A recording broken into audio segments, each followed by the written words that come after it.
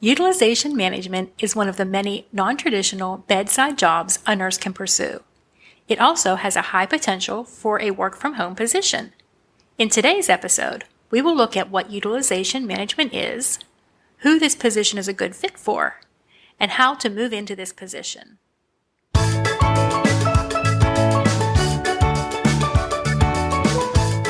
Welcome to the Stay-at-Home Nurse Podcast. I'm your host, Deanna Cooper Gillingham.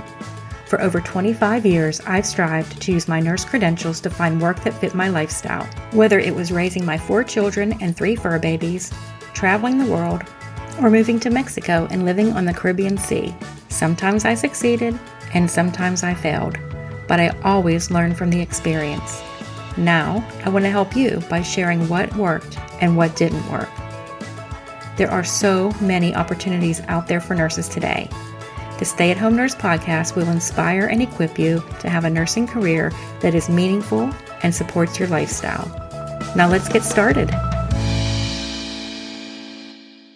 Welcome to this week's episode of the Stay-at-Home Nurse Podcast. I am so excited to talk to you today about utilization management. This is a great way for a nurse to move beyond the bedside and a great way for a nurse to potentially work from home. So, what is utilization management? Well, the definition of utilization management and utilization review, according to URAC, which was formerly the Utilization Review Accreditation Commission, is that utilization management is the evaluation of the medical necessity, appropriateness, and efficiency of the use of healthcare services, procedures, and facilities under the provisions of the applicable health benefits plan. Utilization management describes proactive actions such as discharge planning, concurrent review, and pre-certification. Utilization review is similar to utilization management, but where utilization management is proactive, utilization review is retrospective, as it is the review of cases after healthcare services have been carried out. Okay, that's kind of dry and boring because it's a definition. So let's take a look at this and see what really is utilization management and utilization review. We're going to do this by picking apart the definition. Utilization management is the evaluation of the medical necessity, appropriateness, and efficiency of the use of healthcare services. This means that we make sure that any procedure that is paid for by the insurance contract is necessary. Now you may be thinking, everything is necessary, isn't it? Why else would you have it done? But there are cosmetic procedures. There are procedures that maybe don't really have a benefit but are new or experimental. There may be an off-label use of a procedure. Now, this is not to say that they would not be covered. It's just to say that they would require more stringent review to decide if they should be covered. This not only protects the health plan from paying for unnecessary procedures, but it also protects the patient so that they don't undergo an unnecessary procedure that may have side effects or very little benefit. Next, let's look at that next sentence that says utilization management describes proactive actions such as discharge planning, concurrent review, and pre-certification. Those words are a mouthful, and they're words that are very commonly used in utilization management and case management, but not necessarily in our regular bedside nursing jobs. So discharge planning is just where is this patient going to go once they leave the hospital. Most people go home to where they were before they came into the hospital, but not everybody can. Some people may need to go to rehabilitation or a skilled nursing facility, or they may need things like home health to be able to return home. They may need durable medical equipment. So this is discharge planning. Concurrent review means that they have been approved to be admitted to the hospital, but should they be staying there? Let's say a patient has been in the hospital for 3 days. Do they need a 4th day? Is that covered? Are they still getting benefit from being in the hospital? And then pre-certification actually comes before concurrent review, but pre-certification is, should they even be admitted to the hospital in the first place? Let's say somebody needs a total knee replacement. They would look at the criteria, see if the criteria is met, and then pre-certify or pre-authorize that procedure or admission. Okay, as we stated previously, utilization review is very similar to utilization management. It's just done retrospectively or after the actual procedure, admission, or service has already occurred. Both utilization review and utilization management ensure that services provided are medically necessary and provided at the appropriate and least costly level of care. Many people think that this is only a concern for the payer source, but in reality, it's the job of all nurses. As patient advocates, nurses understand that undergoing an unnecessary service, test, treatment, or admission is not in the best interest of the patient.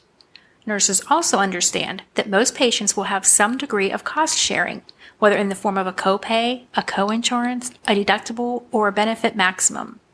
Ensuring that the costs are contained ultimately benefits the patient as well as the payer source. Now, as we touched on earlier, there are three main types of utilization management: prospective, concurrent, and retrospective, which is technically utilization review. Prospective review, or pre-certification, is done prior to the elective admission or procedure to ensure the requested service is necessary, meets criteria for coverage, and is at the appropriate level of care. So let's look at level of care for a minute. Level of care means, is this an outpatient procedure? Should it be done at an ambulatory surgery center? Is it an inpatient procedure? If it's an admission, is it a regular admission or is it an ICU level of care? Okay, you get the idea. Now let's move on to the concurrent review. The concurrent review includes continued stay review and is conducted as the care is occurring. This includes reviews for admissions that were not already pre-certified, as well as to extend care that was pre-certified. During the concurrent review, you're also looking at, are they at the correct level of care? Do they still need to be in the ICU? Should they be on the step-down unit? Should they be on a regular floor? Should they be discharged? Should they maybe go to a rehab facility? Should they go home with home health? Should they go to a SNF? These are all things that would be looked at during a concurrent review. Another thing looked at during a concurrent review is that the patient is progressing. The goal of every admission is to discharge the patient. So we want to see that they're progressing towards discharge. If they're not ready to discharge home, then we need to get them ready for rehab or SNF or some other form of care. We also want to see that things are being done in a timely manner so that a patient is not staying in the hospital for 2 weeks for something that they should have only been in the hospital for 10 days for.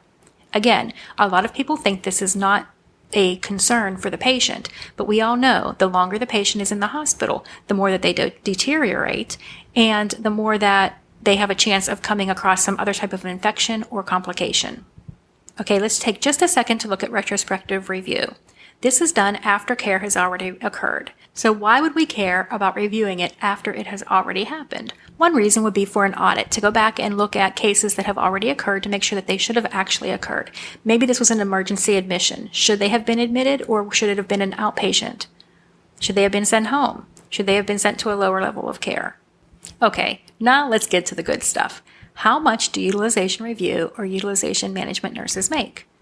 According to Salary.com, the median salary for an RN utilization review nurse is about $81,700, with a range from $64,000 to $98,000. Now again, the salary varies based on geographical location, years of experience, and several other factors.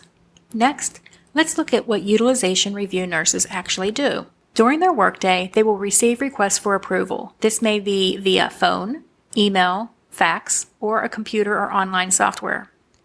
They will review the client's health insurance contract. Are they covered? Is the requested service or procedure covered?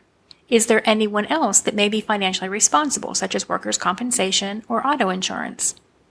They review the medical records and they determine if the criteria is met for the request to be approved. This usually involves using some type of evidence-based guidelines. There are software programs that assist with this, such as Interqual and MCG.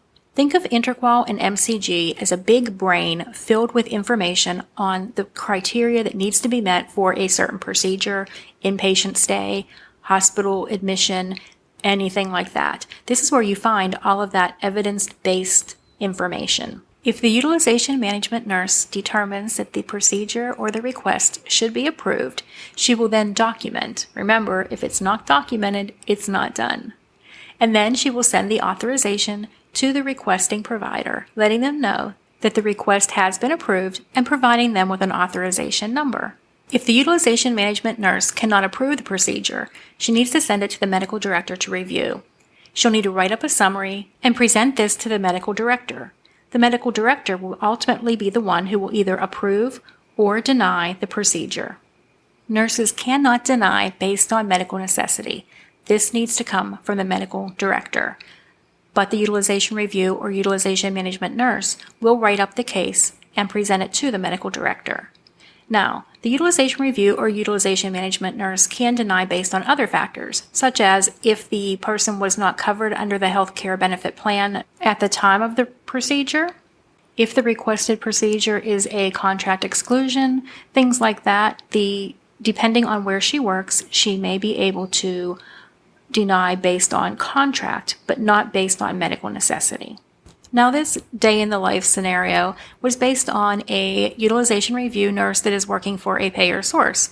But utilization review nurses can also work for the provider side, such as a doctor's office, a hospital, or an outpatient facility. In this case, they would be the one gathering all the patient information to make sure that when the utilization review/management nurse on the payer side got the information, they could easily provide an authorization. Next, I want to look at who utilization review/utilization management nurses work with. They have very little patient interaction, sometimes no patient interaction. They work a lot with computers, and if they're on the phone queue, they will speak with the utilization review nurse at the requesting facility or other office staff. They work with the medical director at the place of employment. This makes utilization management/review a great option for the nurse who is truly burned out with patient care and burned out with dealing with patients in general. But it makes it a very bad choice for a nurse who still wants to have an impact on her clients directly. For this, I would recommend case management. You'll want to refer back to last week's episode 35, for more information on case management, and we will have a link in the show notes. So what skills are required for utilization review or management? Of course, they need strong computer skills. You have got to not be afraid of a computer. You're going to have multiple tabs open. You have to be able to copy and paste. You have to be able to be looking at one piece of information and typing it into another piece of software. You need to be able to move quickly and efficiently through different pieces of software and different tabs. You need to be able to do research and find the information that you need to approve or deny a procedure quickly. You need to work quickly and efficiently. You will be on a phone queue or you'll be receiving faxes all the time, and you need to be able to keep up with all of the workload that is coming in, and you need to be able to type. It will be much easier for you to type up the documentation if you can actually type. In fact, some employers will require you to take a typing test before you are hired. Okay, so who are utilization review and utilization management nurses employed by? Work from home employers include insurance companies and workers' compensation companies, among others. Hospitals, physicians' offices, rehabilitation centers, skilled nursing facilities, home health agencies, and durable medical equipment companies also hire, but from the other end, they're the ones requesting and gathering the information to support the request. They usually work at a facility in-house, at an office, or in the hospital. But as more medical records are online, more and more are having home positions. And especially with COVID, many companies are now allowing their utilization review and utilization management nurses to work from home at times. Next, we're going to look at how to get a utilization management position. Utilization management builds on the skill set of the clinical nurse.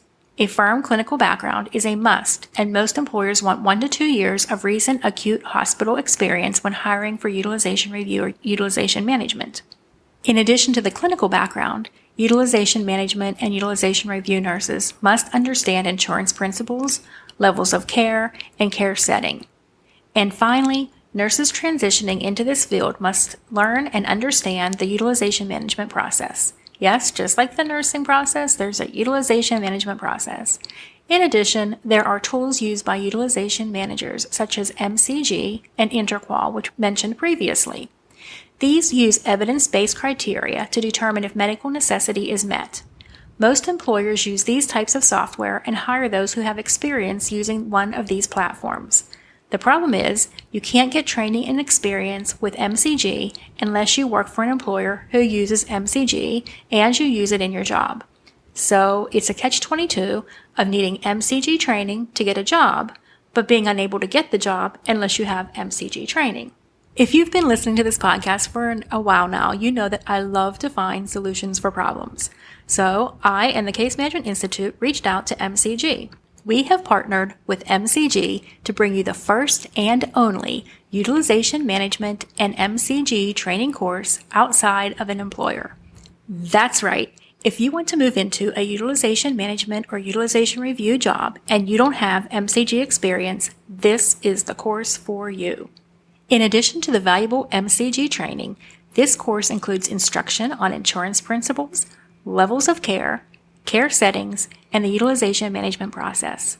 And to make it even sweeter, after completing the Case Management Institute course, students are eligible to sit for MCG certification. This really helps you to stand out among the hundreds of applicants for a coveted utilization management or utilization review position. In this course, we don't just train you, we actually let you walk through cases. We have case studies set up that you would actually walk through, use the software, and write up the approval just like you would working in utilization management. This gives you as close to hands-on experience as you can possibly get. You'll be toggling through multiple tabs, looking for information, reviewing that information against the guidelines, and then writing up your approval just like you would in an actual job.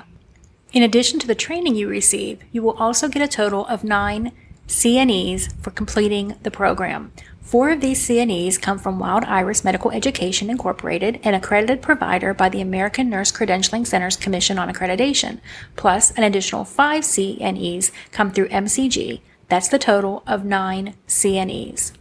As we talked about last week, utilization management can be one of the roles performed by a case manager.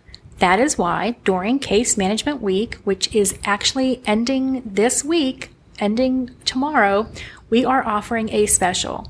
If you act really quickly, you can get 15% off all of our courses and an additional 10% off when you use the coupon code TSAHN10.